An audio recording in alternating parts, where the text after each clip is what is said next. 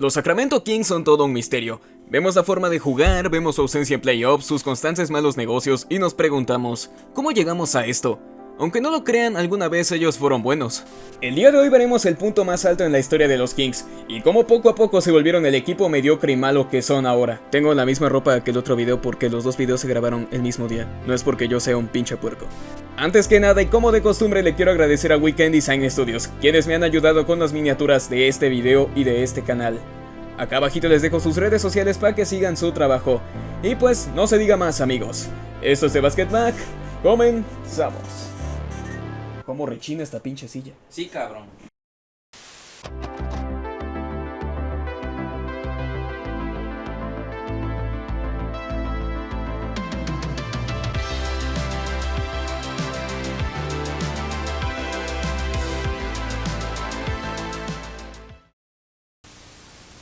Antes que nada viajemos un poquito hacia atrás.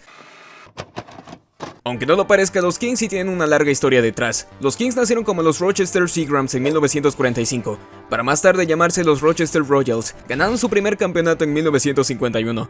De ahí en adelante, pues bueno, han cambiado de nombre varias veces, han cambiado de ciudad, han cambiado de estrellas múltiples veces, llegando a adoptar el nombre Kings en 1972, cuando recién se mudaron a Kansas. Ya en esta ciudad conocieron ligeramente el éxito. Por ejemplo, cuando en 1981 llegaron a las finales de conferencia, cayendo contra los Houston Rockets en 5 juegos, que si bien no es la mejor manera de terminar una temporada, por lo menos sí es algo prometedor, hasta que te das cuenta que en los siguientes años las cosas no mejoraron, es más, ni a playoffs llegaron. Con pocos espectadores, con poco interés, ya no había una razón para quedarse en Kansas. Es así como se mudaron a la ciudad de Sacramento, un nuevo hogar para este equipo. ¿Por qué no tener esperanza? Si con este nombre pudieron llegar a los playoffs, lo cual es comenzar con el pie derecho para muchas personas. Aunque bueno, en realidad las cosas seguían mal, manteniéndose como uno de los peores equipos de la liga sin llegar a los playoffs.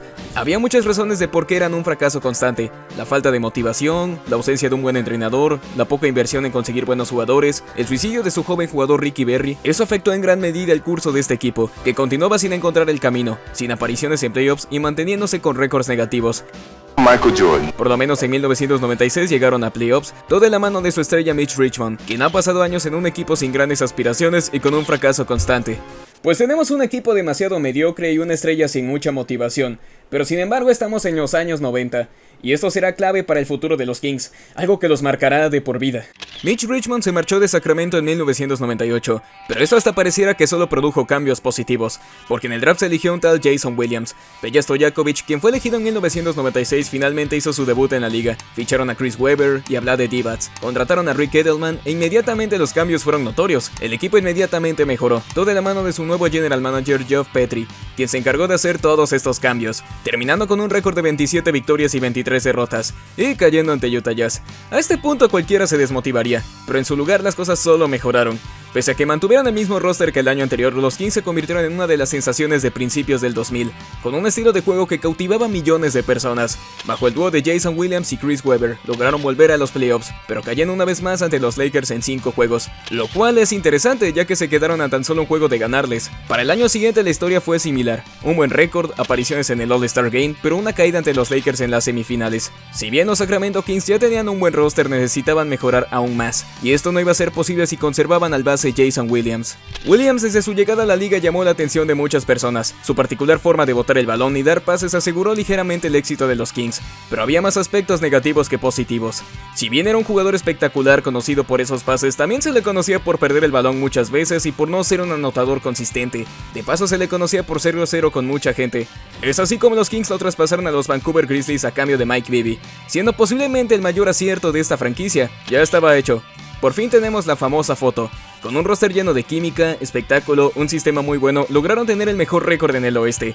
Tuvieron a Stojakovic a Webber en el All-Star Game, derrotaron a Utah Jazz y a los Dallas Mavericks, y ahora eran aspirantes al título y seguidos por millones de personas. Ya sé que dirán que esta historia la he contado muchísimas veces en varios videos, pero créanme que es un punto importante en la historia de la NBA y en la historia de los Kings, porque a partir de ahora ya nada será como antes.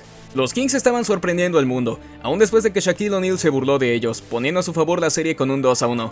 Pero en el juego 4 dejaron ir una ventaja de 24 puntos y fueron asesinados por un tiro de Robert Horry, dejando pasar la oportunidad de irse con un 3-1. En el juego 5, Bibby se las regresó anotando el game winner. Llegamos al juego 6 con un 3-2 a favor de los Kings, donde sabemos qué sucedió. puro fraude. La cantidad de tiros libres que se tiraron los Lakers en el último cuarto es simplemente impresionante. Tuvimos a Divac y a Pollard, dos jugadores importantes, siendo expulsados. Tuvimos a Weber lleno de faltas sin poder hacer mucho. Y tuvimos a Kobe Bryant dándole un codazo a Bibby, pero la falta fue para Mike Bibby, porque él tuvo la culpa por poner su cara cerca del codo de Kobe Bryant. Eso es ilegal, ya saben. Tras esta derrota los Kings no se recuperaron. Tuvimos un juego 7 lleno de muchos errores por su parte, llegando a fallar una gran cantidad de tiros. Pese a ser un juego muy cerrado, los Lakers se hicieron con la victoria y posteriormente con el campeonato. Este suceso es uno de los más oscuros en la historia de la NBA.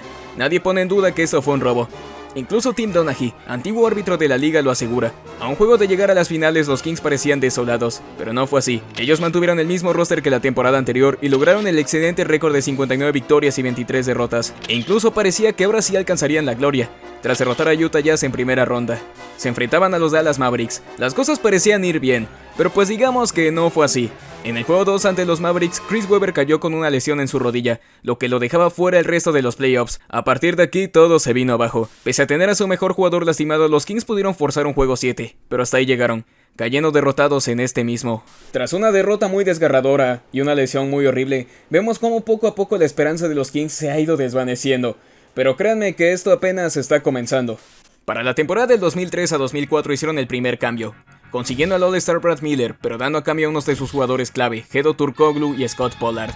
Eso no afectó mucho al roster pese a no contar con Weber al inicio de la temporada. Aún así lograron ganar 55 partidos. Sin embargo, se denotaba un pequeño deterioro en el estilo de juego del equipo y en la defensa del mismo. Cuando Chris Webber volvió, simplemente ya no era el mismo. Se hablaba de que incluso era bucheado por sus propios fans, lo cual es triste si tomamos en cuenta la lesión tan grave que él tuvo. Sin embargo, vengarse de los Dallas Mavericks en primera ronda levantó los ánimos de este equipo, enfrentándose a los Minnesota Timberwolves del MVP Kevin Garnett. Aún bajo todo ese dolor, Webber dio gran batalla, estando cerca de forzar la prórroga en el decisivo juego 7, siendo uno de los momentos más tristes en la historia de este equipo. Para el 2004, Divac se marchó de los Kings, lo que empezó a generar problemas en el equipo, ya que tras esto decidieron traspasar a su mejor defensor, Doug Christie, por Coutinho Mobley. Más tarde, Petri decidió traspasar a Chris Webber a cambio de dinero, para poder construir un equipo alrededor de Peja Stojakovic y su nuevo jugador Kevin Martin, quien poco a poco lucía como una futura estrella. Con todo esto, los Kings ahora solo ganarían 50 juegos, cayendo en primera ronda ante Ray Allen y los demás muchachos que aparecen en esta foto. En lugar de cambiar su sistema de juego o adaptarlo, decidieron mantener el mismo rumbo, renovando a Rick Edelman por un año más, cuando incluso tuvieron la oportunidad de adquirir a Phil Jackson, pero en el verano del 2005 se perdió uno de sus mejores jugadores, Bobby Jackson, pero en su lugar recibieron jugadores como Sharif Abdur-Rahim y Bouncy Wells, y bajo unos uniformes acá todos bien raros. Pese a todo esto, el equipo sí estaba funcionando. El problema es que Stojakovic y Wells se perdieron muchos juegos por lesiones. Sin embargo, esto ayudó al joven Kevin Martin a tener minutos y mejorar su juego, pero todo terminó cuando Peja Stojakovic fue traspasado a Pacers a cambio de Ron Artest. Llegaron los playoffs, pero cayeron ante los Spurs. La era dorada de los Kings había terminado. Edelman fue despedido y reemplazado por Eric Musman, apestando realmente. Fue despedido en abril de 2007, y así los Kings por primera vez en años se perdían los playoffs. La era de los Kings se termina, y todos esos sueños de gloria se han ido desvaneciendo poco a poco. Ya casi ningún miembro de aquel equipo hermoso de los Kings queda, por lo cual creo que lo mejor ahora es reconstruir. Ahora veamos si los Kings son buenos haciendo eso. Mike Bibby fue traspasado en febrero del 2008, y ahora el enfoque estaba en tener jugadores jóvenes para hacer un roster muy bueno, dándonos así en el 2009 a Tyreke Evans, quien ganaría el Rookie del Año. Luego escogerían a DeMarcus Cousins. El año siguiente consiguieron a Isaiah Thomas, traspasaron a Kevin Martin, trayendo jugadores prometedores con un gran futuro en la liga. Pero si fueron buenas elecciones, entonces ¿por qué maldita razón no volvieron a playoffs? Pues si vimos a través de los años las malas decisiones de los Kings, nos daremos cuenta cuántas veces han tomado el mal camino, como no armar un buen equipo alrededor de Cousins, manteniéndose con un récord mediocre por más de 10 años seguidos. Es así como él abandonó este equipo en 2017. Thomas tuvo sus mejores años fuera de Sacramento cuando fue parte de los Boston Celtics. Es como si pertenecer a los Kings solamente te quitara los mejores años de tu carrera. Nunca olvidemos cuando eligieron a Thomas Robinson por encima de Damian Lillard y Andre Drummond, cuando eligieron a Willie Cauley-Stein por encima de Devin Booker o Miles Turner, o cuando eligieron a Marquise Chriss por encima de Domantas Sabonis. Un acierto llegó cuando en el 2017 trajeron a De'Aaron Fox, un base demasiado veloz y prometedor, de paso acompañándolo con un gran tirador como Buddy Hield, pero echando a perder todo cuando en el 2018, con la gran oportunidad de tener a Luka Doncic, trajeron a Marvin Bagley, que si bien es un jugador con potencial, se le ha pasado más tiempo lesionado que jugando. En 2020 tendrían otro acierto al fichar a Tyrese Haliburton, un anotador con buena defensa. ¿Con todo esto los Kings ya llegaron a playoffs? No. Vlade Divac como general manager es de las peores cosas que le ha pasado a los Kings, porque no ha hecho un cambio memorable en esta franquicia. Con Monte McNair como GM se hizo uno de los movimientos más criticados en esta franquicia, traspasando a Buddy Hield y Haliburton a cambio de Domantas Sabonis, jugador que pudieron tener años atrás pero que dejaron pasar. Hoy los Kings lucen como un equipo con poca esperanza o con muchas expectativas, con un roster lleno de jóvenes con mucho talento. Lo que esté a punto de pasar en el futuro es historia.